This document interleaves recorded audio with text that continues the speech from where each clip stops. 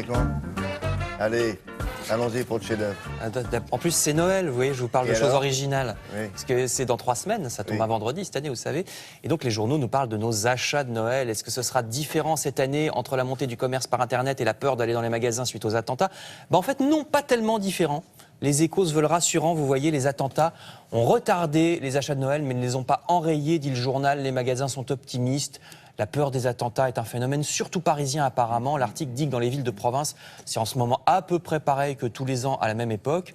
Alors quand même, la baisse de fréquentation a été jusqu'à moins 40% boulevard Haussmann, mais seulement moins 10 au niveau national et ce serait déjà presque revenu à la normale, disent les Échos. Et puis, il y a des gens qui se satisferaient presque d'ailleurs de cette baisse de consommation. Vous voyez ce titre du site internet des Échos qui nous rappelle qu'on consomme souvent trop, surtout à Noël, puisqu'évidemment, on ne s'achète pas ce genre de choses. C'est des babioles parfois moins intéressantes. Alors, c'est un discours qui n'est pas nouveau, mais là, en pleine COP21, il y a d'autant plus d'articles qui critiquent certains cadeaux, comme le tout dernier smartphone dont on sait que la fabrication est très polluante, mais qu'on achète alors que l'ancien marche encore très bien. C'est le mouvement anti-conso, vous voyez, dont parle l'Express.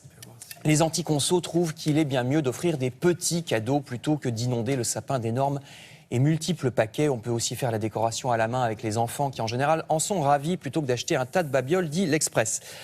D'autant, nous dit le Parisien aujourd'hui en France, d'autant qu'il y a un cadeau technologique auquel plein de Français ne pourront pas échapper, qu'ils le veuillent ou non.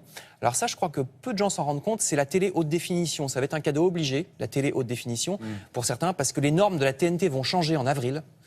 Et donc, n'oubliez pas, ça va passer en HD, en haute définition. Du coup, il y a plusieurs millions de personnes qui ont une télé un peu ancienne qui ne marchera plus. Est-ce que votre télé est concernée? Est-ce qu'il va falloir encore changer de modèle? Renseignez-vous, article du Parisien. Bon à savoir. Écran plat.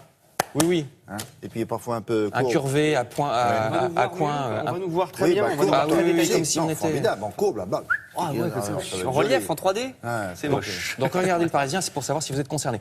Alors, on peut aussi penser à autre chose qu'à Noël, si vous en avez déjà marre. Allez au salon du nautisme qui s'ouvre demain. Nous disent les Échos, voyez en photo des paddles, vous savez, cette planche où on rame debout, très à la mode depuis quelques temps.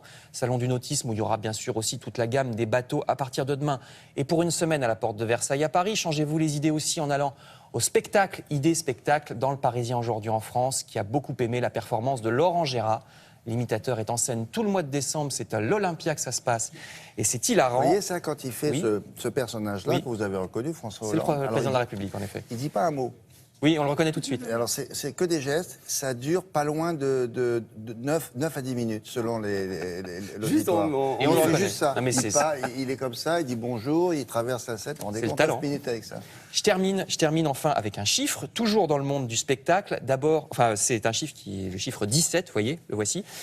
C'est dans le magazine Stylist, et 17, c'est le nombre de chansons de Justin Bieber parmi les 100 chansons les plus écoutées aux USA. C'est-à-dire qu'il y a 17% de toutes les 100 chansons les plus écoutées aux USA qui sont de Justin Bieber, ce qui stupéfiera tous ceux qui, comme moi, sont bien incapables d'en citer une seule.